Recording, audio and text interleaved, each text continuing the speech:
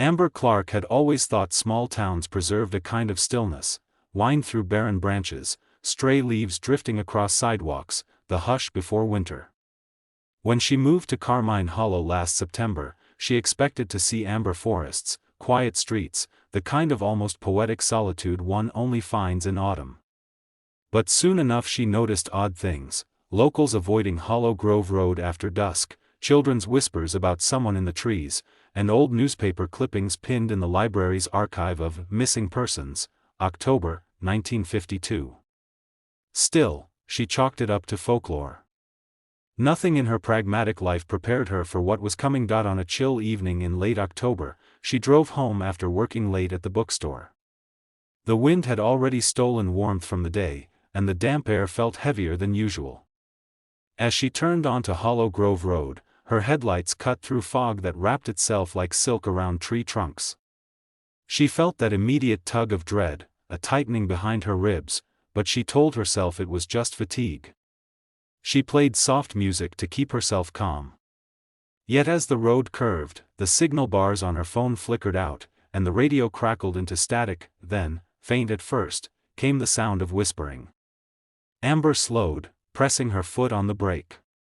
The whispering seemed to echo from the trees themselves, voices soft as wind through dead leaves. She thought she glimpsed someone moving at the edge of the woods, a woman in threadbare shawl, hair long and pale, face hidden.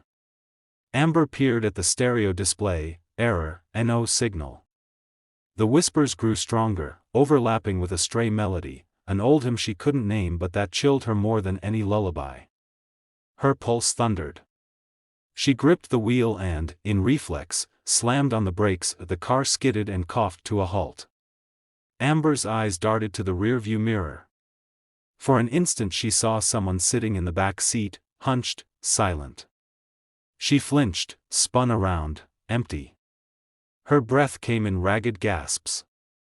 Outside, the fog pressed close, so dense she could barely see 10 feet past the hood.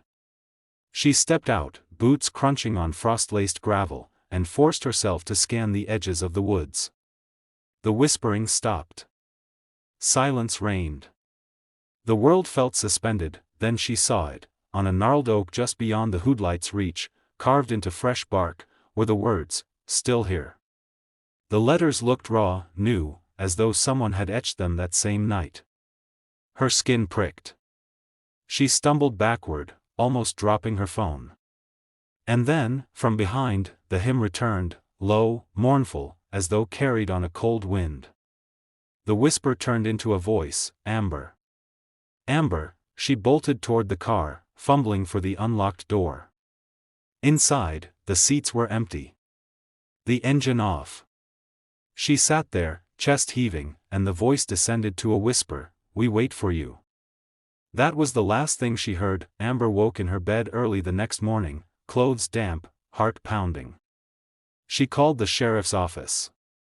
They checked Hollow Grove Road, no sign of her car being tampered with, no footprints.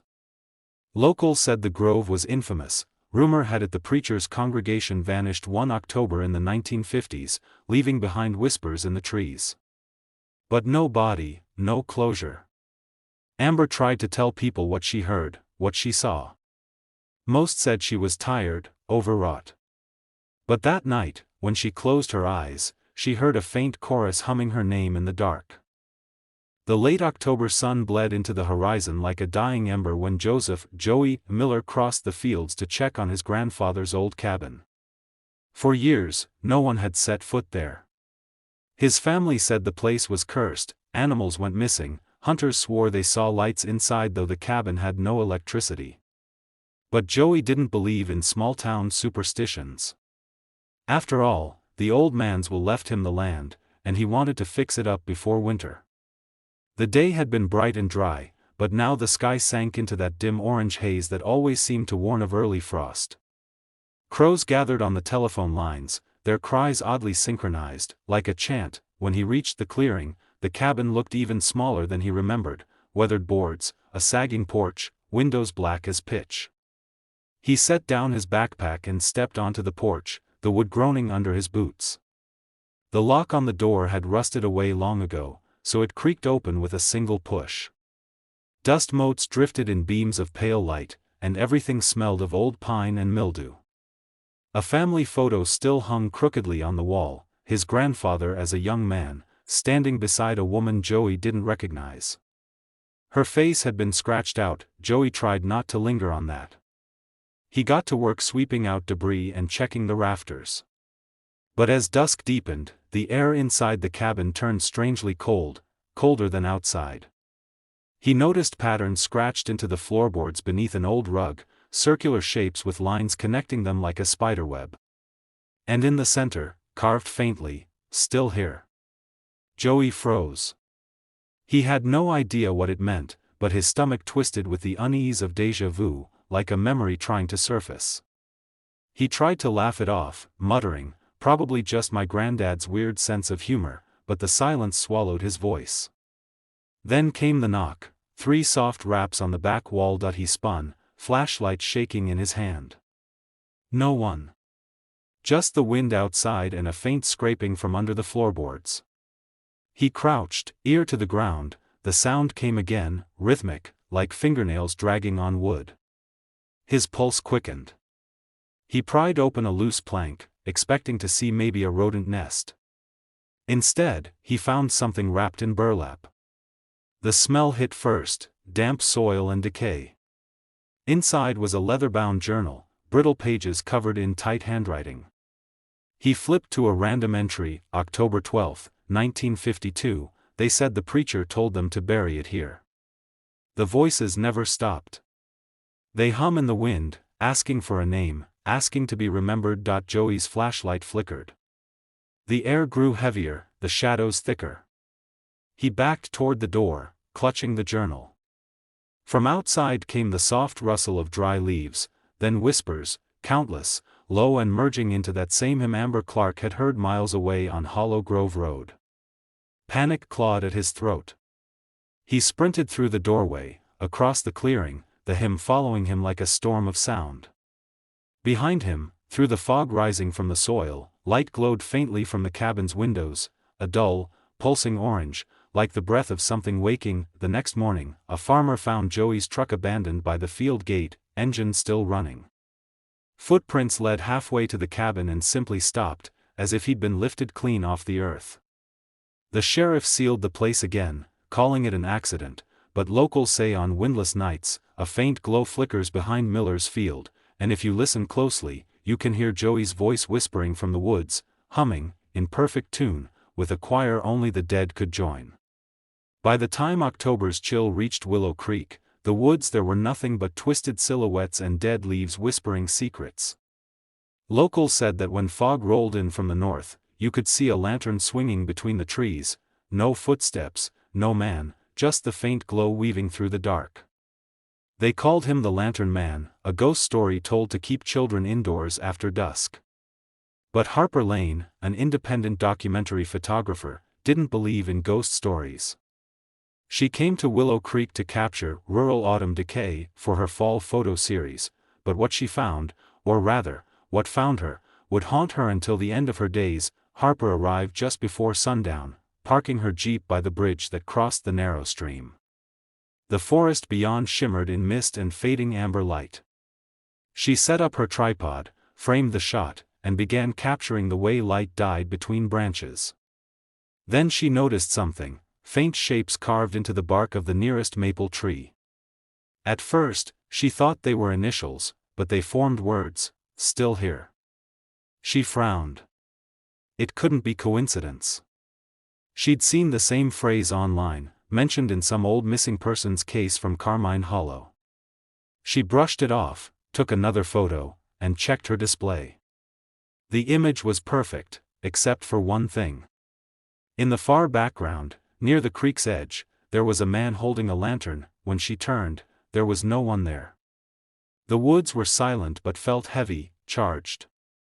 The lantern light flickered again, this time closer, moving deliberately through the fog. Harper raised her camera, snapped another picture, and felt her breath catch. Through the lens, she could see him clearly now, tall, thin, face obscured by a hood, and the light he carried wasn't fire but something stranger, a pale, pulsing glow that made the air shimmer. When she lowered the camera, the figure was gone. Only the echo of dripping water and the slow creak of the bridge ropes moving in windless air. Trying to stay rational, Harper followed the faint glow deeper into the woods, camera in hand. The path narrowed until she came upon a clearing where the creek widened into a shallow pool. Floating on the surface were dozens of old, glass lanterns, their lights still burning, each flame tinted blue. They bobbed gently, though there was no current.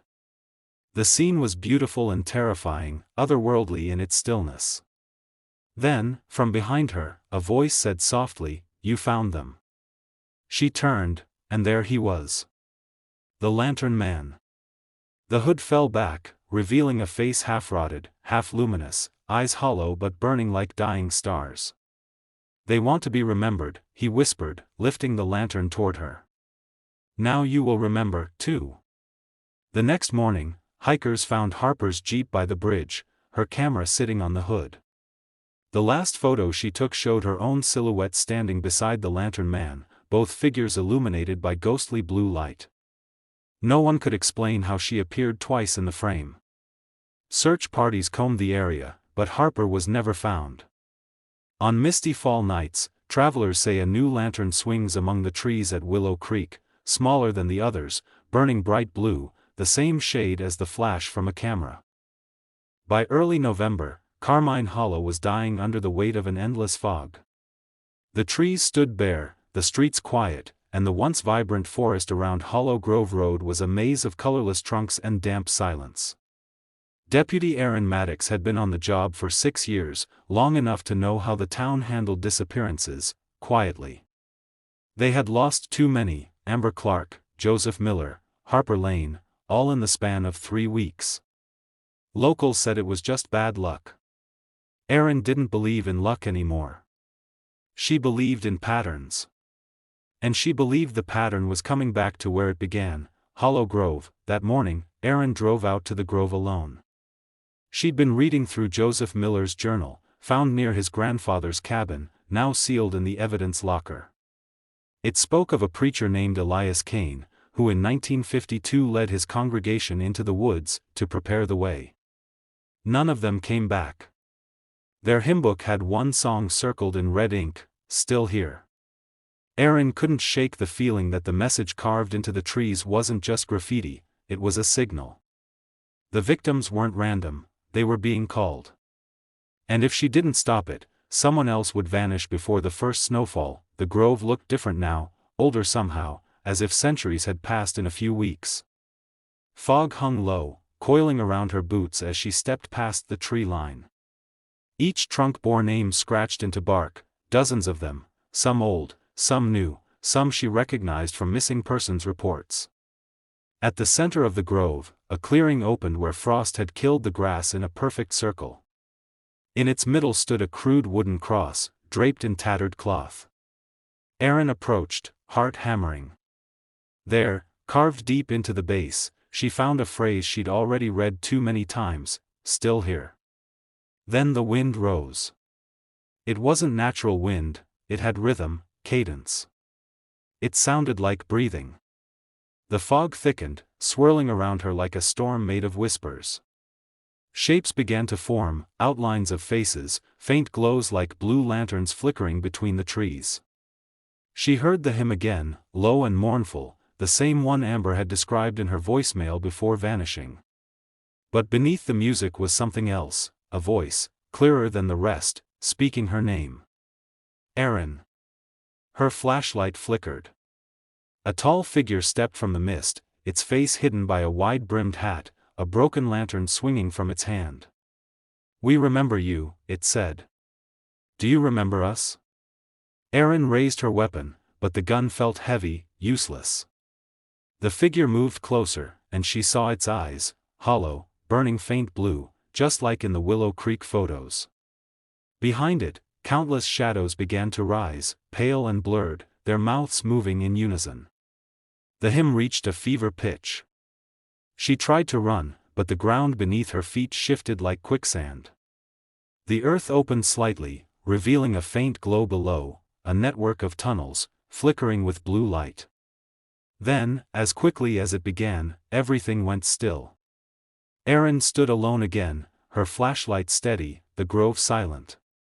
She looked down, and saw her own name freshly carved into the nearest tree. That night, Erin returned to the station trembling, clutching her recorder.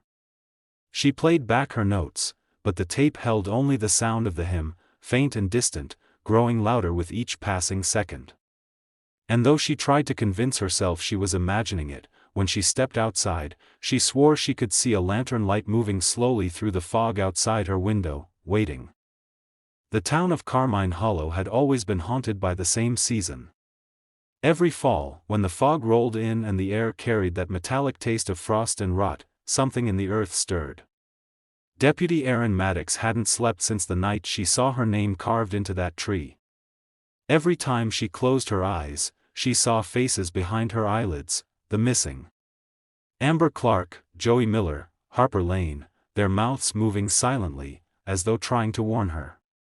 The hymn still echoed faintly in her head, now constant, like tinnitus that hummed in rhythm with her pulse. She needed answers, and every road led to one name, Preacher Elias Kane. The archives at City Hall were older than the building itself. Erin dug through stacks of records until she found the faded leather folder labeled, The Kane Congregation, 1952. Inside were baptism records, newspaper clippings, and a single photograph, a crowd of smiling townsfolk standing in front of a small church, all except the preacher, who faced away from the camera. On the back, in red ink, was scrawled, Buried where the hymn ends. That phrase lodged in her chest like ice. She cross-referenced the last known site of the church and found it, long collapsed, deep in the Hollow Grove woods. The place Amber Clark had vanished. Erin went alone. She brought a lantern, the same model found near Joey Miller's cabin, its glass cracked but still usable. The forest was silent, too silent. The deeper she walked, the more the air thickened, pressing against her lungs. When she reached the ruins, she found the altar still standing, covered in moss and frost. Beneath it, half buried in the soil, was a wooden door, more like a hatch, sealed with iron nails. She brushed the dirt away and saw letters carved along the edge in a familiar hand, Still Here. Her heart pounded. With a deep breath, she pried it open. The smell of rot and candle wax spilled out. A staircase descended into the dark. The lantern's glow caught on something below, dozens of pews, perfectly arranged underground, as though the church still lived in the soil. And seated in every one, row by row, were figures in tattered clothing, faces pale and slack, hands folded in silent prayer. The congregation. Their eyes were open, glowing faint blue. At the far end of the chamber stood a pulpit, and behind it, the preacher. His skin was dry and stretched like parchment, but his mouth moved, whispering the same phrase again and again, We are still here. You left us behind. Erin froze, unable to breathe. The preacher raised a hand, and the corpses stirred, their whispers blending into that awful hymn that had followed her for weeks. You will remember, he said, his voice ancient and echoing through the chamber. The lantern flickered violently, then went out. For a moment, the world was pure darkness, and in that darkness, countless hands reached for her. She screamed, but the sound never left the tunnels. Hours later, a search team found the entrance open, the lantern still burning beside it. Inside, the church was empty, no bodies, no pews, just a vast space carved into the earth. The soil was warm to the touch, as if something below had just moved. On the wall behind the pulpit, written in fresh blood, were the words, She saw the light. Winter came early to Carmine Hollow. The fog never lifted, it thickened, lingering low like breath that refused to fade. The town fell silent. Shops closed early, the church bells stopped ringing, and no birds sang. The only sound anyone ever heard at night was faint, a tune carried by the wind, a hymn that no one could place but everyone felt they knew. Deputy Erin Maddox hadn't been seen in 3 days. Her cruiser was found parked outside Hollow Grove, headlights still on, radio humming the static rhythm of that same old melody. The people who dared to look for her returned pale, shaken, swearing they saw blue lights glowing deep between the trees. Some said Carmine Hollow was finally paying for its sins. Others said the preacher's sermon had never ended. But no one could explain why, on the 4th night of November, every lantern in town flickered to life at once, even those long cold.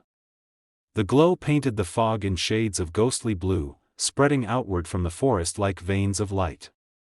Inside the grove, the ground trembled softly, and from beneath the soil rose whispers, hundreds of them, blending into a mournful hymn that seemed to echo through time itself.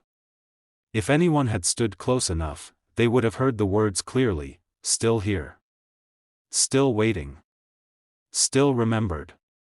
Beneath the ruined church, Erin stirred. She didn't know how long she'd been lying there, surrounded by the cold earth. The hymn was still in her head, but now she understood it. It wasn't a curse, it was a plea.